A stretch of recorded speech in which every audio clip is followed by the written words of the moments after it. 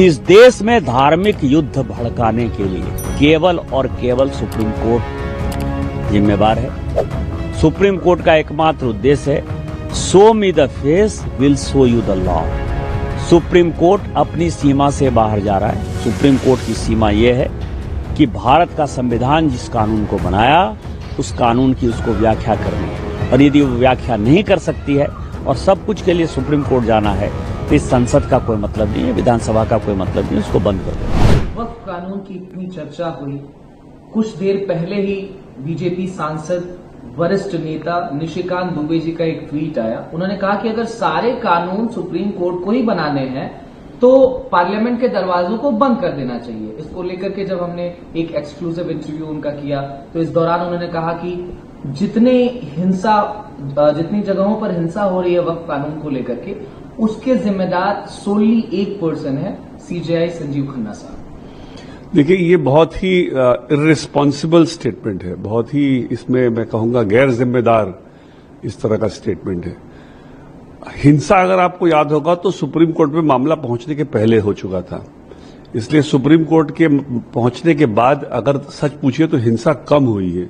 Supreme court ने जब थोड़ी बहुत दिखाई है, जो एंटरटेन किया है रिट को और जो भी प्रॉब्लम्स है उसको समझने की कोशिश की है, तो लोगों को विश्वास हो रहा है कि एक न्याय प्रणाली में हम लोगों को एक अगर हमारे खिलाफ कुछ अगर कानून गलत बन रहा है या हमारे मौलिक अधिकारों का कोई उल्लंघन हो रहा है तो सुप्रीम कोर्ट हमारे बचाव के लिए है। इसलिए हिंसा सुप्रीम कोर्ट के मामले आने के बाद से नहीं हुई है। ये बिल्कुल बहुत ही गैर जिम्मेवार स्टेटमेंट उनका है। उन्होंने ये भी कहा कि सीजेआई का प्रेसिडेंट ऑफ इंडिया, आप क्या प्रेसिडेंट ऑफ इंडिया के लिए टाइमलाइन डिसाइड करोगे? Who are you to dictate the president of India? देखिए, संविधान में हर कॉन्स्टिट्यूशनल फंक्शनरी का एक रोल फिक्स्ड है। अगर पार्लियामेंट कानून बनाता है तो प्रेसिडेंट ऑफ इंडिया उसको फाइनली अप्रूवल दे करके उस कानून को लागू करता है। आप प्रॉब्लम कहां आ रही है? प्रॉब्लम आ रही है कि स्टेट लेजिस्लेचर अगर कानून बनाता है और कोई ऐसा कानून है, कुछ ऐसे कानून होते हैं जिसमें कि प्रेसिडेंट ऑफ इंडिया का अप्रूवल का जरूरत होता है, तो वहां प्रेसिडेंट ऑफ इंडिया डिले कर सकते हैं या नहीं कर सकते, क्वेश्चन ये उठता है।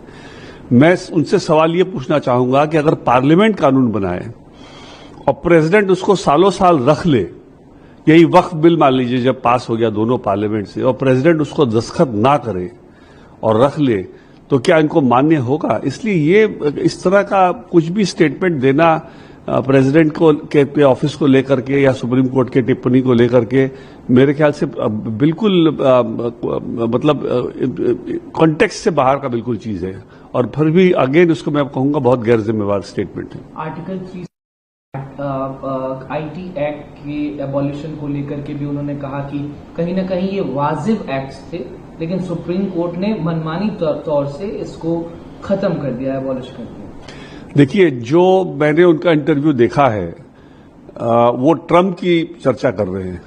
आज ट्रम्प पूरे विश्व में एक हास्य का एक वो विषय बना हुआ है, और ट्रम्प को ये जो इनको सूट करता है, ट्रम्प को एज इफ की बहुत ही बैलेंस्ड आदमी है, उसकी चर्चा कर रहे हैं। जो 377 का जो सुप्रीम कोर्ट ने जो डिसीजन दिया था वो ये नहीं था कि होमोसेक्सुअलिटी सही है, ये बिल्कुल भी जजमेंट से कोई मतलब नहीं है।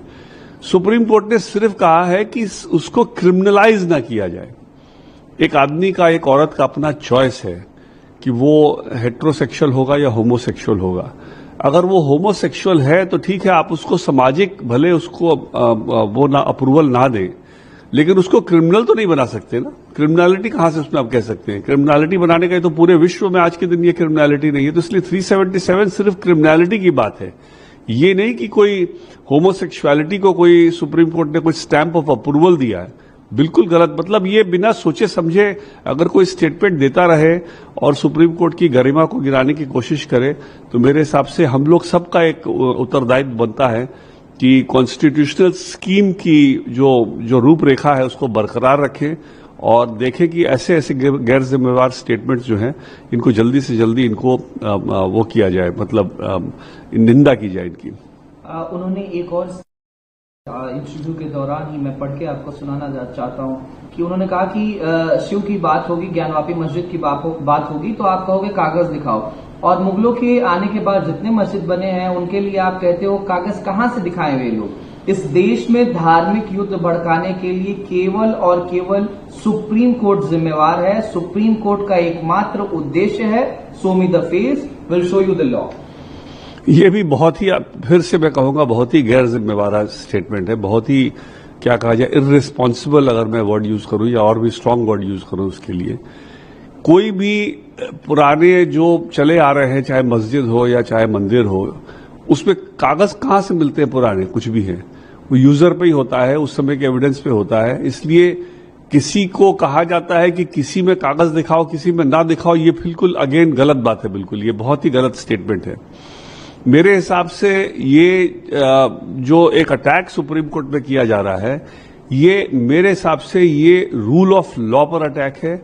और रूल ऑफ लॉ पर अगर अटैक है तो मेरे ख्याल से ये डेमोक्रेसी पे अटैक है। ये चाहते नहीं कि कोई भी इस देश में निष्पक्ष तरीके से कोई भी मामले को सुलझाया जाए। ये चाहते हैं कि जो मैं करूं वो सही, माई वे इज हाई वे।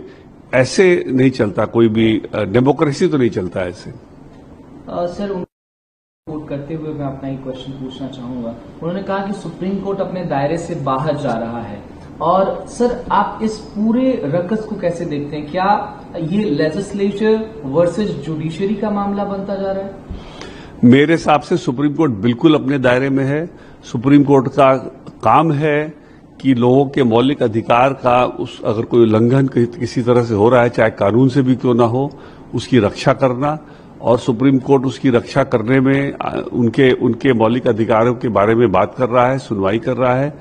और सुप्रीम कोर्ट कोई ऐसा, मैं नहीं समझता कि कोई ऐसी जल्दीबाजी कर रहा है कि कोई उन्होंने ऑर्डर इमीडिएटली कर दिया हो। सेंट्रल गवर्नमेंट के कहने पर उन्होंने 7 दिन टाइम भी दिया है, जवाब फाइल होगा, अगले डेट पे फिर बहस होगी।